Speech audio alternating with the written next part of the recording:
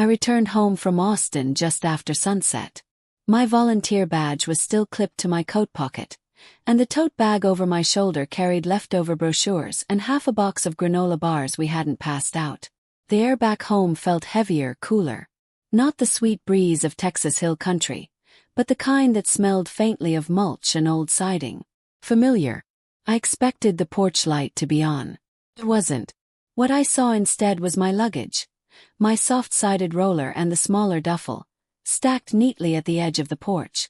Not dropped or thrown. Arranged like someone had been careful not to scuff the wood. A printed note was taped to the handle. 6 words, black ink, no punctuation. Mom, this is not your home anymore. I didn't touch it. Not at first. My fingers felt slow, cold around the edges. Beside the bag sat my coffee mug. The one with the chip on the rim. Ceramic, blue with a faded sunflower decal. Set gently beside my things like a farewell token. I'd last left it drying on the rack by the sink.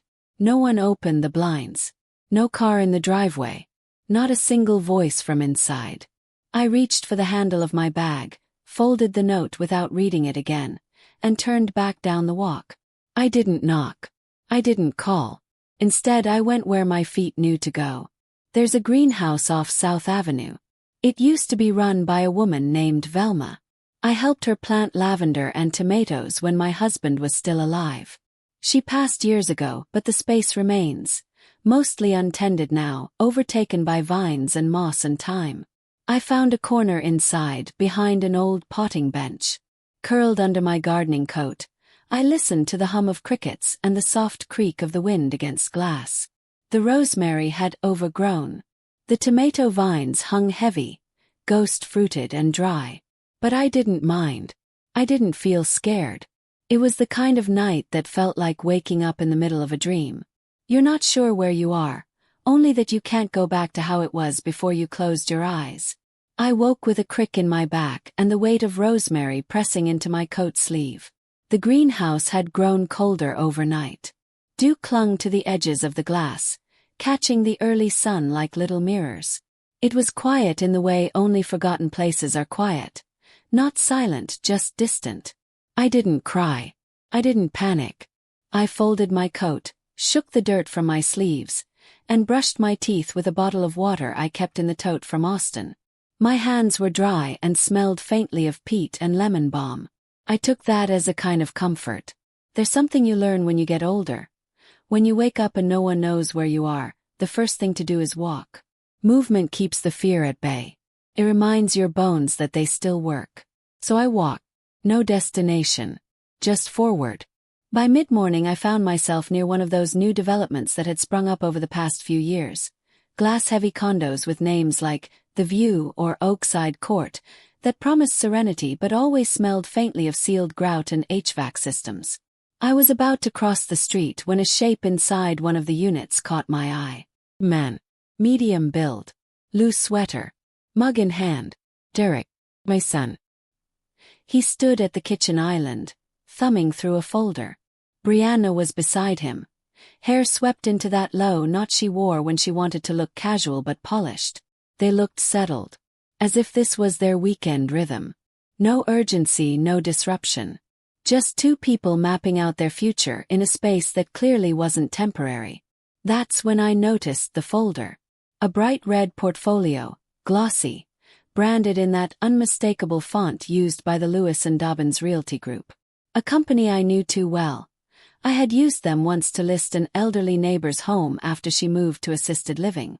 They specialized in clean transitions, their slogan said.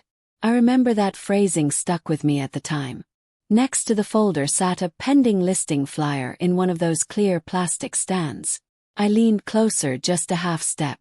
I could barely read the text from the sidewalk, but I didn't need to. I knew the layout. I knew the black shutters in the photo. I knew the old azalea bush that had bloomed one last time the spring after my husband passed. It was my house. My house was being listed. I gripped the edge of the bus stop sign beside me. Not for balance. For grounding. Something tightened in my chest. Not panic. Not even grief. Just confirmation. A dull click of recognition. I stayed there, half hidden behind a young maple tree, and watched Derek tilt the binder to show Brianna something. She laughed. He pointed to a page, likely running his finger along the numbers. I couldn't hear them, but I could tell this was not new. This was a second or third review. Check-in. They looked happy. I thought about the last month. About how the water bill came in Brianna's name. How Derek waved it off, saying they were just streamlining things. How the guest bedroom closet had slowly emptied of my coats, my photo boxes. How Brianna had boxed up my sewing kit without asking and left it in the garage with a pink sticky note labeled, "Mom's craft stuff." How last Thanksgiving, when the family took photos on the back lawn, I was asked to take the picture, not be in it. I told myself at the time it was practical. I had the steadiest hands. I remembered that night, returning inside to find they had already chosen their spots for the group photo frame in the hallway. Everyone had their moment on the wall except me. I thought it was an oversight. But this morning, watching them through that clean glass pane, I saw it for what it really was. Transition. One that was meant to happen so gradually, so politely I would never notice until it was done. I was never supposed to see this window. Never supposed to walk past this block. Never supposed to recognize that folder, that font, that laugh of Brianna's when she's making a decision she thinks she'll never have to justify. I don't know how long I stood there. A jogger passed me. A dog barked 3 times and was hushed. A delivery truck parked across the street. The city moved as cities do. But I was still. Not because I didn't know what to do, but because I finally understood what had already been done. They had built a new world. And I had been edited out of it. The City Archives building was half-lit and overwarmed, the way public buildings always are in midsummer. The front desk fan oscillated lazily, doing nothing to ease the heavy air. It smelled of paper dust and carpet glue. Exactly how I remembered it. A strange sort of comfort, that smell. It meant things were where they said they'd be. No surprises in a records room. Just the truth, typed out in long rows of legal names and dates that don't lie. I walked slowly, more from muscle memory than purpose. The reading alcove near the second window was where I used to sit with client ledgers, flipping pages while the morning sun moved in slats across my lap. That same sun lit the edges of a newer stack of file drawers, brown now, not gray, and for a second I didn't feel out of place. Just older. Just returned. That's when I heard her. "Marjorie. Lord, I thought you'd left the state." It was Margaret Eaton. Older like me. Her cheeks had thinned, but the same smart eyes blinked behind thick glasses. Her cardigan was floral, one of those blends that held the scent of starch and talcum. I hadn't seen her in over a decade. We hugged politely, and sat in the small lounge off the main hall. I wrapped my fingers around a paper cup of coffee from the vending machine, still hot enough to warm my hands. Margaret talked easily, the way some women do when they've built their life in orderly rooms. "I always wondered what happened to you," she said. "You just stopped showing up at the archives events. Thought maybe Derek moved you closer to him." I said I was still nearby, just quieter these days. She tilted her head. "That's not what Brianna said." I looked up. "She mentioned at the housing expo last month that you'd moved. That the house was nearly closed out. Said she was finalizing things. What did she call it? Right-sizing the property." The term lodged like a stone in my throat. "She said that?" Asked, voice flat. "Oh yes. Friendly as ever. Had one of those branded tote bags from Lewis and Dobbins too. Looked like she was working with them pretty closely. They had a corner booth about estate transitions. That's why I assumed you'd moved." I stared into my cup. Tasted like burnt almonds. Margaret kept going. "You know, it's strange. Just the week before I helped another woman marry Constance, you remember her? From the downtown office. Her daughter filed a property reassignment behind her back. Used a power of attorney that had been outdated for years. Mary didn't find out until she got a certified letter asking her to vacate within 30 days. My grip on the cup tightened. "That sounds illegal," I said. "Technically yes," Margaret said, shrugging. But if the paperwork looks clean and no one's contesting it, it just slides through. Especially if the name on the title hasn't changed, but the access has. That's what they're doing now, chipping away at authority without touching ownership. By the time folks figure it out, they're standing in the driveway with nowhere to go. She said it lightly, but her eyes searched mine. I'm not saying that's what's happening with you, she added gently. But it's not as uncommon as it used to be. Especially when the children are, let's say, proactive. I didn't respond. I couldn't, not yet. Instead, I asked her about the legal precedent. She rattled off a few case codes, suggested I check the registrar's index to see if anything had been filed in my name. I nodded, thanked her, and stood. Marjorie, she said as I turned. If you ever need someone to help dig, quietly, I still know how to read the old margins. It was an offer. Not of sympathy but of clarity. I left the archives without opening a single drawer. Outside, the sun had shifted, heat rising off the sidewalk in waves. The same bus rumbled past, just as it always had. The same faint sound of birds nesting in the overhang gutter. But I felt different. The walk back toward the edge of town was slow, not because I was tired but because something had cracked open. I thought about the water bill with Brianna's name on it. I thought about the family photo from last year, how I wasn't asked to stand in the middle this time. I thought about how Derek always said not to worry about the mail, how he kept insisting he was just trying to make things easier. I thought about Brianna's tidy handwriting on the note taped to my suitcase handle. Too neat. Oh, final. Margaret's voice came back to me. By the time they notice, it's already over. I remembered what it felt like to argue cases on paper, to verify ownership, to explain to widows why signatures mattered more than promises. I had told so many people how to protect themselves. And yet here I was, needing the very advice I used to give. That walk became more than a walk. It became a reckoning. I needed to know definitively what they had done. Not suspected. Not assumed. Known. On paper. There had to be documents, files, signatures that didn't belong to me. That night I didn't sleep. I lay on a cot at the greenhouse, the smell of damp soil rising into my hair, and plotted my steps like a woman drawing a map back to herself. The storage unit sat behind a shuttered gas station, in the part of town people didn't mention unless they needed tires or trouble. The sign was half broken, the metal gate dented from what looked like an old collision. I hadn't been there in nearly 5 years, not since the spring Derek told me we really should open up the house a bit, and suggested storing my husband's old records somewhere less emotional. At the time I agreed. Quietly. I wrapped each vinyl sleeve in old pillowcases and placed them inside a trunk lined with cedar blocks. Not because I wanted them gone, but because I wasn't ready to argue. Not then. I still had the key. It lived inside my wallet, tucked behind a faded photo of Derek as a child. He was about 4 in that picture, holding a stick like a sword, wearing a cape fashioned from one of my old aprons. I looked at that photo more than I admitted, especially on nights when the house felt too quiet and even the teapot seemed to sigh instead of whistle. The padlock clicked open with a rough twist. The metal door groaned as I rolled it up. A single bulb hung from the ceiling, swaying gently in the breeze that followed me in. Dust rose up from the floor in soft clouds, disturbed by nothing but time.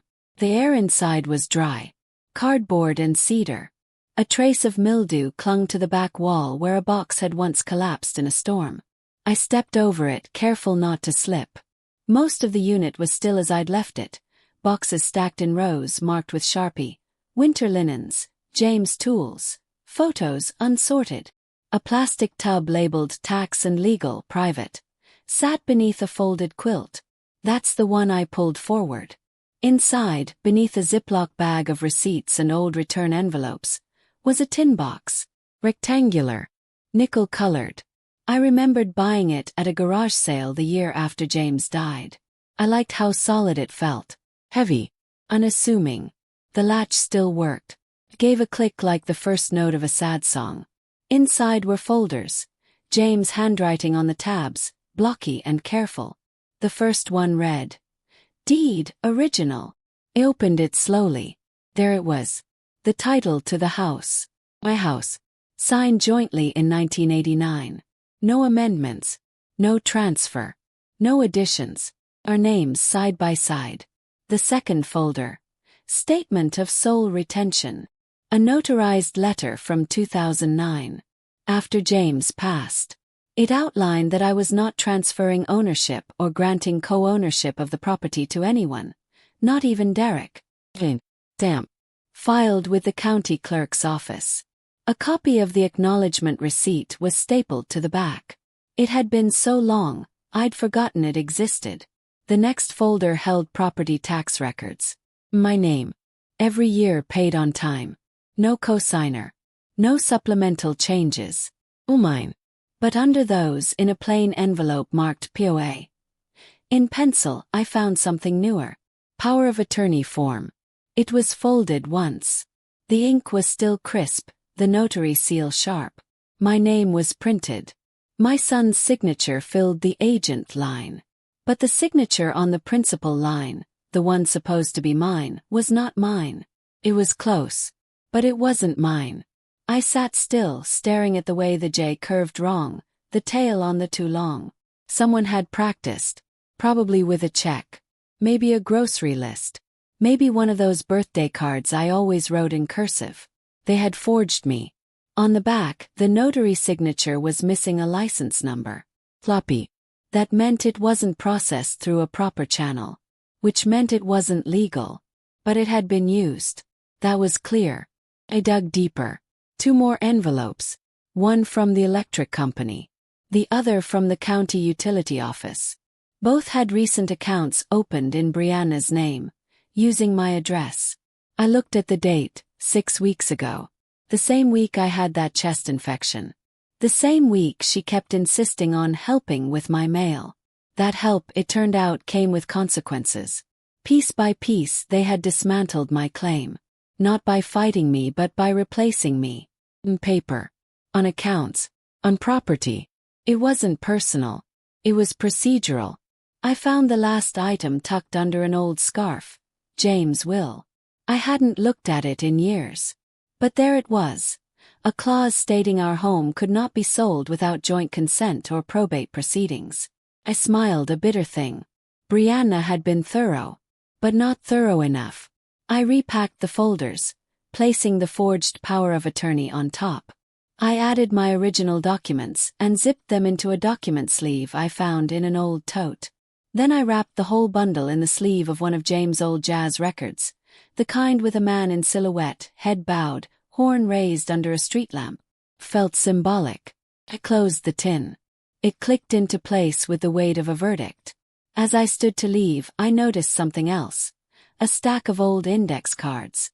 Notes James had made when researching elder law for his sister, who once fought her own battle with an unscrupulous cousin.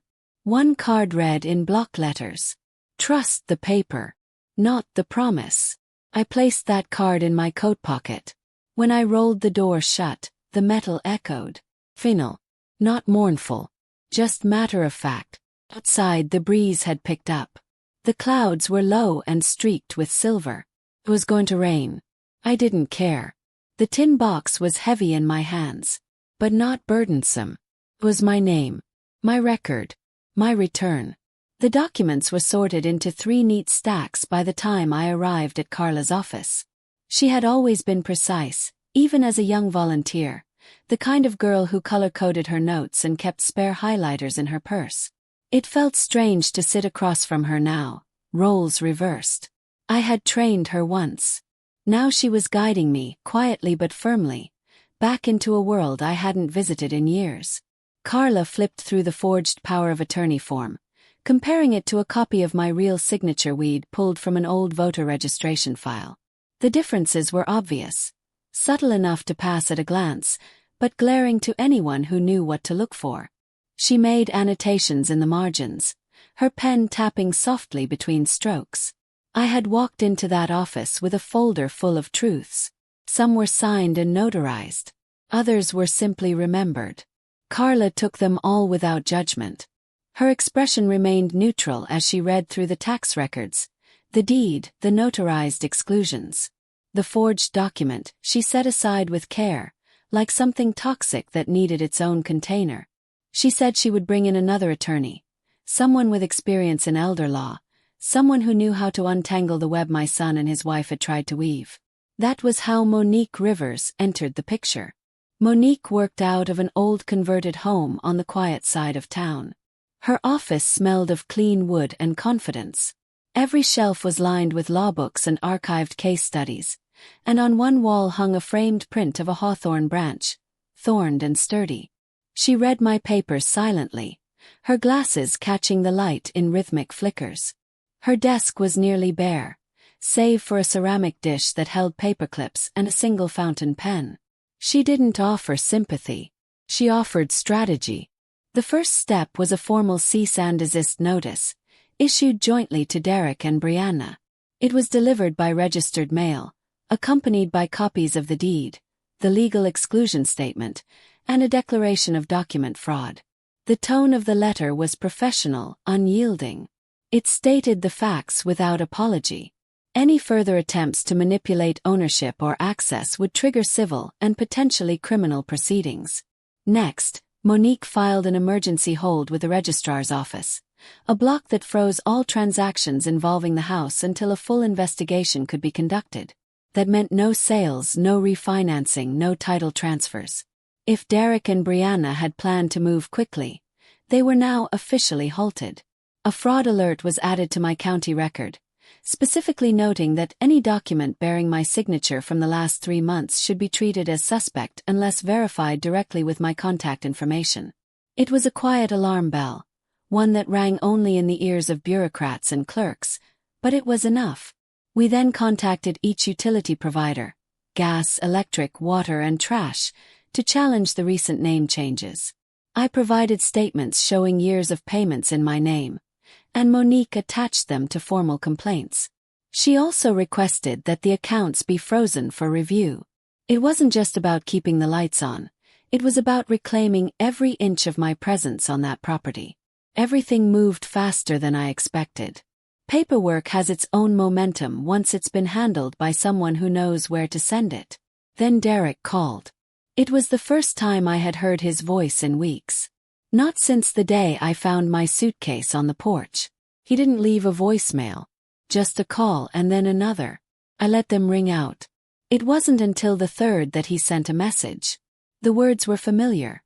Soft, measured, the kind of language someone uses when they're hoping to avoid consequences.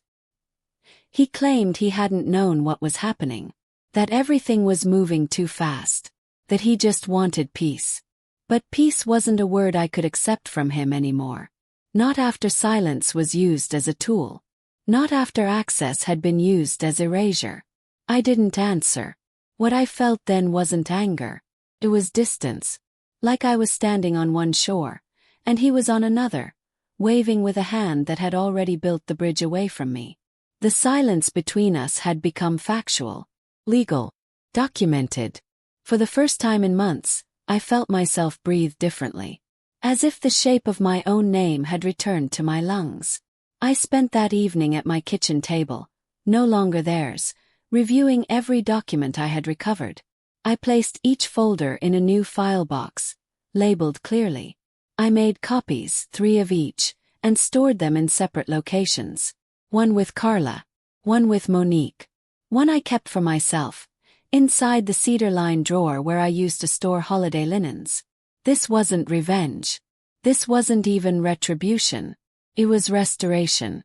By the end of the week, the county registrar confirmed the emergency hold had been accepted. The real estate agency, Lewis and Dobbins, was notified that the property was not legally transferable. The listing was pulled offline by that Friday. There was no press release, no apology, no knock at my door. But for the first time in a long while, the paper trail led back to me. I hadn't shouted. I hadn't begged. But I had spoken. In the language they had tried to use against me. And I had spoken louder. The invitation came on a Thursday morning by text. It wasn't an apology, though it wore the shape of one. Just a photo of a polished dining table, Candles lit, wine glasses rimmed with condensation, a cheese tray centered and labeled with delicate handwritten cards. The caption underneath read like something clipped from a lifestyle blog. Family meeting. Let's talk things through. No pressure, just open hearts. No mention of the documents. No reference to the legal filings. No acknowledgement of the truth now living on county record. I let the message sit untouched in my inbox for a full day. When I finally tapped it open again, I didn't feel warmth or apprehension. Felt studied. As though even their olive branch, had been arranged for optics. Their house had always been staged. First emotionally, then physically. The lighting was always warm, the surfaces uncluttered, the smell of lemon or vanilla pumped discreetly through a plug-in diffuser. Brianna took pride in appearances. She used the word intentional to describe everything. Her skincare, her guest lists, even the way she stored cereal. I recognized that kind of curation. It wasn't about cleanliness. It was about control. I didn't reply to the message. Not directly. Instead, I called Monique. We had met twice since filing the fraud alert, each time going over the boundaries of the case. What was secured, what was pending, what would trigger escalation. She listened without dramatics and always ended our meetings the same way. Let them come to you. When they do, you answer with proof. That evening, I packed a small folder into my tote. No embellishment, just the key documents. The original deed. The notarized exclusion clause. The registrar's freeze notice. The confirmed forgery report. Each one dated, initialed, and printed in duplicate. Monique arrived at my door just before 6. She wore flat shoes and a dark gray blazer with no jewelry. Her presence was the opposite of spectacle. She moved like someone who had nothing to prove and everything to preserve. We said very little as we stepped outside. She carried a second copy of the documents, wrapped in a soft leather portfolio. Their street was quiet. The kind of neighborhood where porch lights came on before the sun was fully down and sprinklers turned on by timer. Their home glowed faintly through the blinds, soft jazz floating through the open window. The porch had been swept. Fresh flowers, hydrangeas, lined the edge of the walkway. The door opened before we knocked. Derek stood there with that same cautious smile I had seen since he was a teenager. Half-hearted, uncertain, rehearsed. Brianna was just behind him, dressed in soft fabrics and neutral tones, gesturing toward the dining table like a hostess expecting guests who might leave a bad review. The room was set carefully. Linen napkins, crystal water glasses, a bottle of wine half opened. The air smelled faintly of bergamot and baked brie. No one mentioned the folder Monique placed on the table. Brianna spoke first. She talked in circles as always, about misunderstandings, about intention, about the complexity of modern finances. She framed the situation as a family miscommunication, something that had simply spiraled. Derek sat beside her, hands folded, nodding occasionally but rarely meeting my eyes. He looked smaller than I remembered. Monique remained silent until Brianna paused for breath. Then she opened the portfolio. She placed each document on the table, one by one, as if she were setting a place for someone no longer invited. First the deed. Still in my name. Joint ownership never transferred. Then the notarized exclusion statement. No co-ownership permitted unless jointly declared. Undisputed. Next the fraud alert notice. A full report from the registrar's office. The forged power of attorney marked invalid and under review. Finally the emergency transaction freeze. Effective immediately and extended. Any attempt to buy, sell, or lease the property would be flagged. She did not raise her voice. She didn't explain. She simply let the paper speak. The silence that followed was dense and layered. Brianna's face changed. First confusion, then realization, then a flicker of something else. Not guilt. Not even regret. Just calculation. Derek stared at the documents, blinking slowly. His fingers now pressed flat against the edge of the table. No one reached for the cheese tray. No one poured the wine. I sat still. I didn't flinch or blink or ask a single question. They had laid out their future without me. They had made decisions in rooms I was not allowed to enter. And now, here was the record of that future dissolving in front of them. I rose slowly, steadying my hand on the back of the chair. The silence in the room shifted, not as if something had ended, but as if something had been recentered. I didn't ask why they did it. I didn't ask how they could. I already knew the answer. They never expected me to notice. They never imagined I would respond. And they certainly never believed I would win. Thanked them quietly. Not as a courtesy, but as closure. Then I turned and left. Monique followed a step behind. Her bag zipped and her documents returned to order. Outside, the air was heavier, warmer than it had been. A single moth hovered near the porch light, circling, uncertain. As we reached the sidewalk, I felt the smallest release in my shoulders. I didn't feel victorious. I didn't feel vindicated. Felt exact. And sometimes that's enough. The house sold in late September, quietly and without ceremony. There was no sign in the yard, no open house, no stack of flyers curled in a plastic box by the mailbox. Just a discreet listing through a local agent Monique recommended. A woman named Harriet who specialized in private sales for aging clients. She wore cardigans even in warm weather and never asked personal questions. I appreciated that. The sale moved quickly. The documents were already in perfect order, thanks to the legal interventions. All the delays, all the frozen accounts, had cleared in my favor. Brianna and Derek were given formal notice of the proceedings, but neither responded. I imagine their silence was part shame, part strategy. Maybe both. I walked through the house one last time before closing. Each room carried the ghost of arrangement. My arrangement. The doilies I'd crocheted. The brass hooks in the hallway James had installed for our coats. The pantry still held a tin of molasses cookies I'd meant to restock. The curtains smelled faintly of lavender dryer sheets. I stood in the doorway of the room that used to be mine and ran my hand along the dresser top one last time. I didn't take much. Quilt. My sewing shears. A small porcelain dish that had belonged to my mother. Everything else I let go. Even the rocking chair. Especially the rocking chair. Some things are too filled with memory to be moved. They must be left to rest where they've settled. The proceeds from the sale were wired to a new account, one opened under my name only, with Monique listed as the temporary legal contact. From that, I carved out a portion and set it aside for something that had begun forming in my mind months earlier. I called it the Hawthorne Circle. A small legal defense fund, modest at first, intended solely for women over 60 who had been forced out, slowly, quietly, by relatives who mistook proximity for ownership. Monique helped me file the paperwork. Carla offered to draft a basic intake form.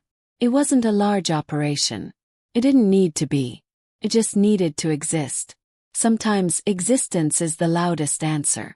I moved into a garden apartment across town, a corner unit with deep windowsills and tile floors that stay cool in the summer. The complex had once been a convent, and my unit overlooked what used to be the cloister courtyard.